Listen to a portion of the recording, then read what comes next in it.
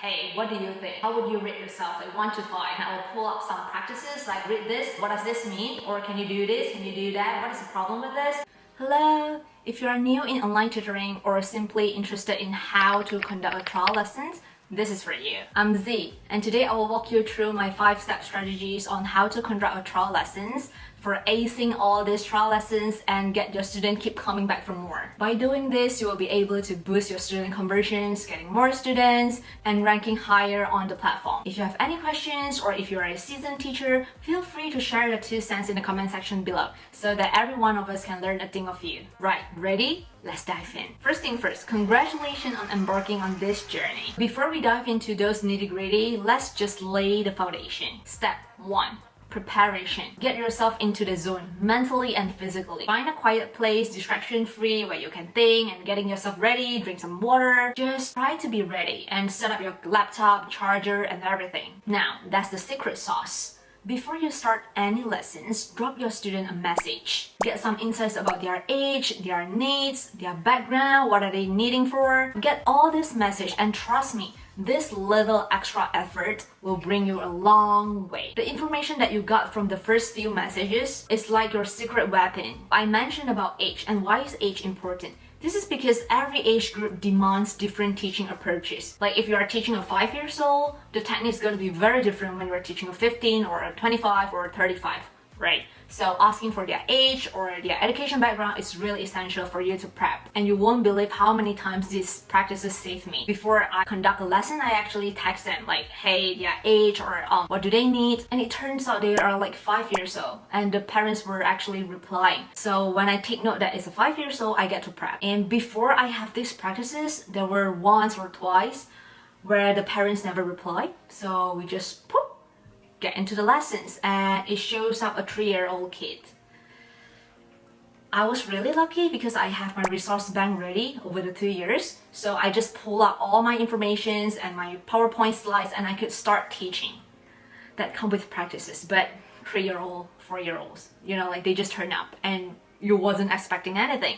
So do your homework, okay? Step 2, building connection. Right, let's zoom into the first 5 minutes. This is where the magic starts. It's like breaking the ice in a super cool party. Just ask some easy peasy questions to get the student into the learning zone. Perhaps not so soon, but at least try to get them comfortable and yourself too, because this is a trial lessons. You have never met your student before. So this is a good time for you to interact a little bit with your student. I know that I mentioned that we have to drop them a message before the lesson, but this is when you actually get to know the person and you get to assess his skill personally. You can chat about their day, the weather, whatever that floats their boat. Keep it just light and breezy, okay? Like you are chatting with your old friend. I know this is the first time that we are meeting each other, but you have to start developing the relationship. The first 5 minutes, okay? It's very crucial. Now, here's the deal. Trial lesson isn't just about flexing your teaching muscles, like how professional you are, like what expertise you have, It's about building trust. Yes, of course you have to show the value proposition that you are providing, but it's about building trust, giving the sense or the peace of mind. You have to let the student feel like they can trust you and they feel comfortable learning with you. It's not like in school, we can't choose our teachers. No, but right now we are doing tutoring. We have the options to choose our teacher.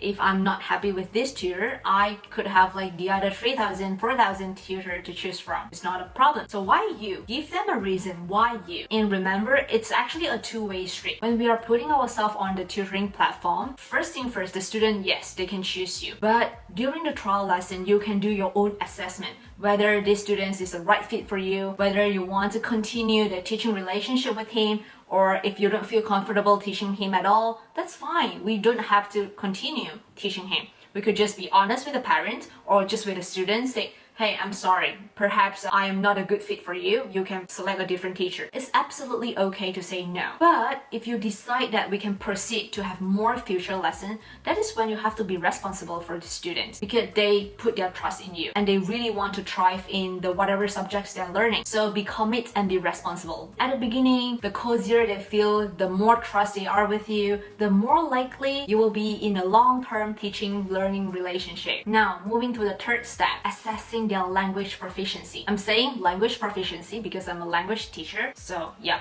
if you're doing math or science or painting, you have your own method. Language itself, for adults, normally it flows naturally from the conversations. During the first 5 minutes, you will kind of gauge how good they are, or are they like A1, A2, B1, B2, or even what kind of help they are looking for. With younger learners, it depends how young they are. Let's say if they are below 10 years old, normally I will have a quick chat with the parents because the parents will directly provide you some insights and you can prepare accordingly. For teenagers or high schoolers, university students, you can ask them directly. And you could also engage activities like demo lessons, just try to figure out their strengths and weaknesses. And because this is very important, because in the last 10 minutes or 5 minutes, we have to tell them how we tackle their problem, how we solve their problem. So 5 to 15 minutes, this is where you kind of test their language and see what you can help.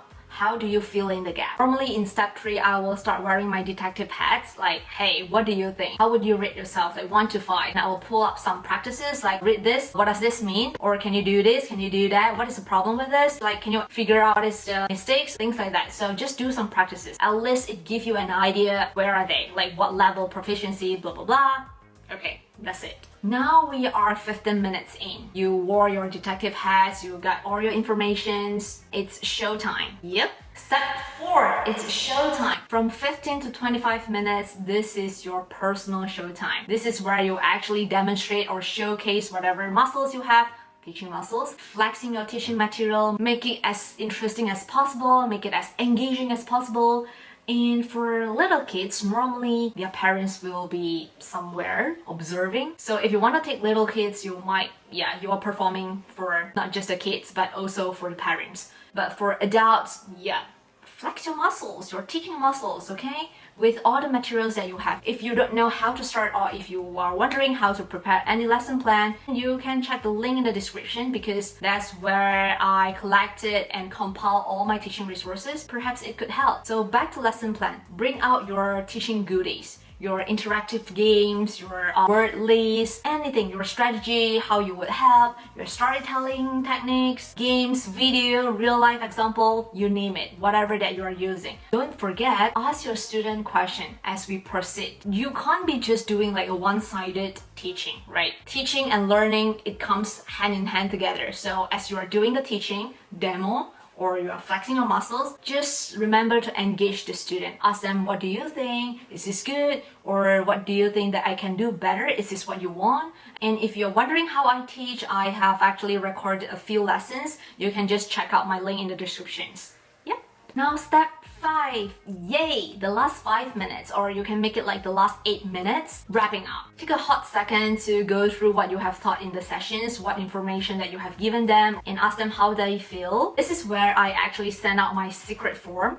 It's my feedback form. This is like my GPS. It's directing me, it's navigating me to the right direction, to tell me that, okay, this is exactly what my student likes or dislike. Because in the feedback form, they can actually write down what they want. Sometimes your student might be a little bit shy to tell you directly, hey, this is not entirely what I'm looking for.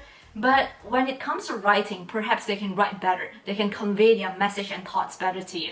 So having a feedback form is really important, and I always send it to my first trial students or sometimes occasionally to my regular students just to get the golden feedback. And there you have it, my 30 minutes trial lesson strategies, from sending them a message, assessing their language proficiency, to sending them a feedback form. Thank you for joining me today. If you found this video helpful, make sure to hit the like button and the subscribe button so you can explore more videos. Until next time, happy tutoring, see you, goodbye!